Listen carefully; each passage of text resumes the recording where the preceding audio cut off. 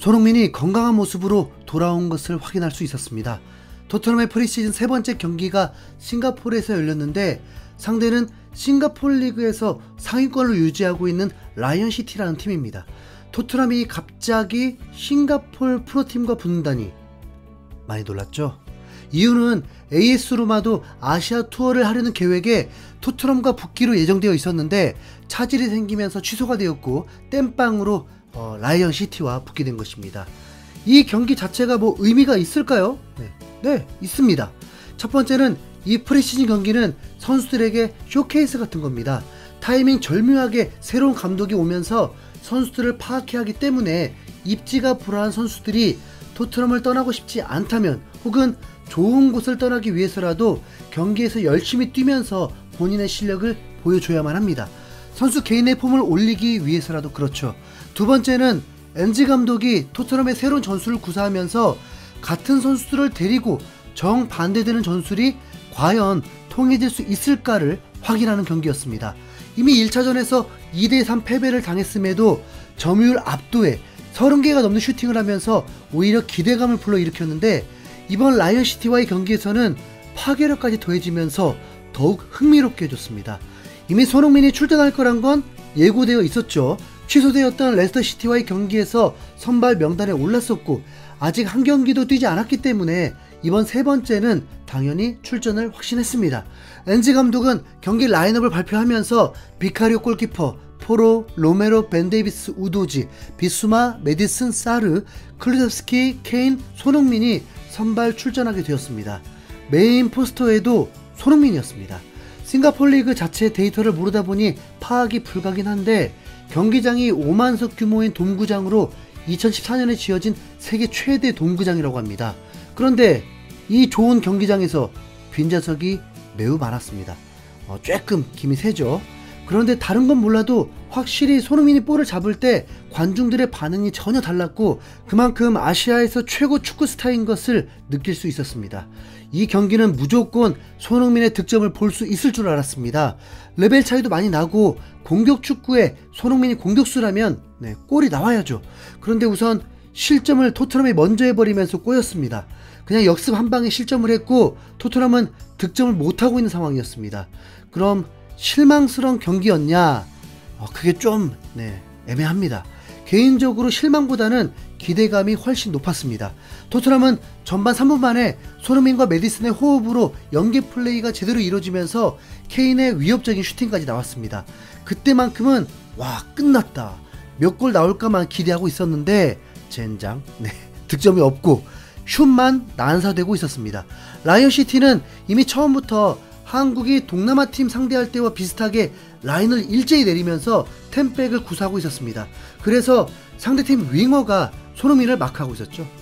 비수마의 롱패스는 정확히 꽂히기도 하고 나름 경기를 잘 풀어주면서 이게 비수마구나를 느끼게 해주면서 기대케 해줬습니다. 또한 손흥민의 귀염둥이 사르도 펄펄 날았습니다.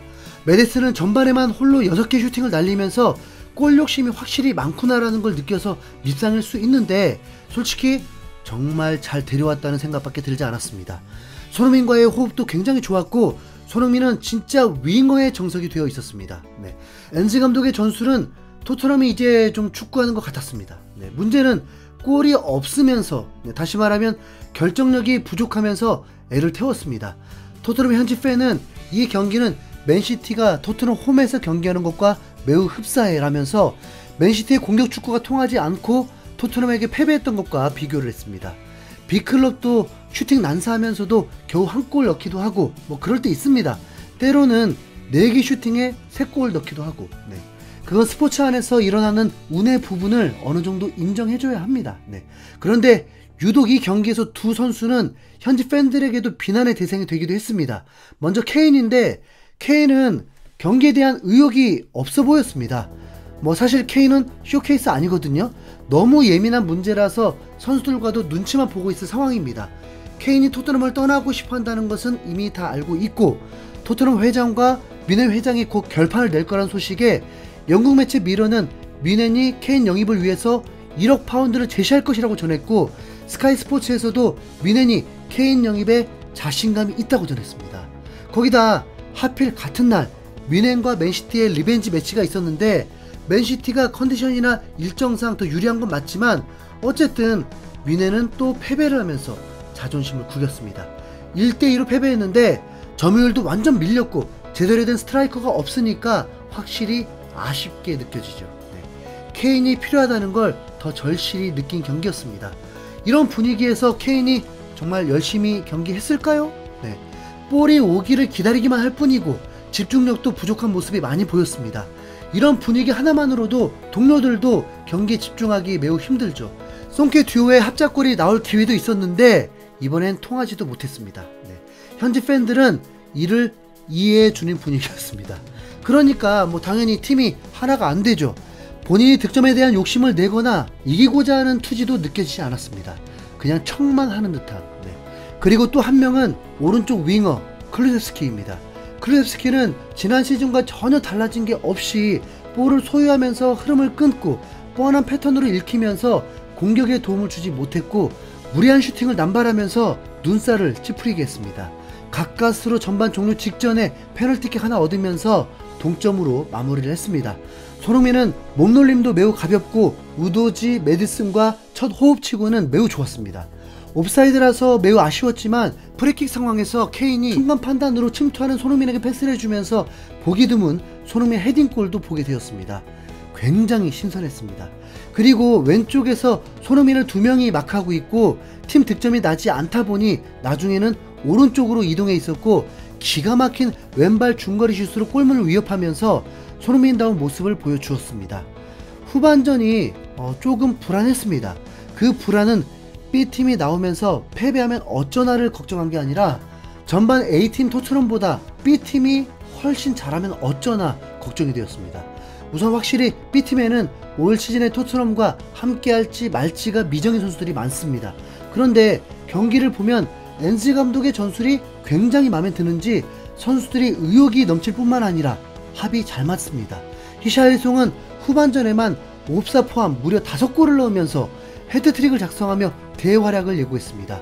우선 케인과 스타일도 다르다고 볼 수 있고 스트라이커로 나와서 움직임 자체가 케인의 의욕 없는 모습과 차원이 달랐습니다. 로세소 또한 정말 탐날 정도로 패스가 좋았고 메디슨과 다르게 왼발이다 보니 토트넘에 충분히 필요한 전력으로 보였습니다. 로셀소가 엔즈 감독의 전술에 뭔가 심경의 변화가 있는 걸까요? A팀이나 B팀 모두 엔즈 감독의 전술이 그대로 적용이 되어 있으면서 재밌었는데 B팀은 훌륭한 결정력으로 후반전에만 4골을 넣었습니다. 딱 한 포지션에서 라이벌들의 스타일이 좀 달랐는데 포로는 풀백인지 윙백인지 윙어인지 스트라이커인지 박스 중앙에 수도 있더라고요. 이 정도면 설치는 거 아닌가요? 경쟁자인 에메르송은 그냥 윙백다웠습니다. 사실 토트넘 실점도 보면 개인적으로 포로가 아닌 에메르송이었다면 실점하지 않았을 거라고 생각이 됩니다. 엔즈 감독 토트넘 선수들의 경기를 체크해 보면서 고민 좀 되겠던데요. 생각보다 선수들이 너무 잘 녹아들어 있고 선수들도 즐기는 듯한 모습이었습니다. 우선 일요일 경기인 샤흐타르 경기 때까지는 홈팬들 앞에서 2연속 대량 득점이 예상이 되는데 진짜는 바르셀로나전이겠죠. 왜 수비수 영입 소식은 없을까요? 아무리 공격 축구 해도 이 수비라인 데리고는 답 없는데요. 그쵸? 손흥민은 이번에 전반만 나왔으니 일요일 경기에서도 모습을 볼 수 있을 것입니다. 자, 이제 함께 기대감 좀 끌어올려 보시죠. 손흥민 화이팅! 이상 흰수염고래였습니다.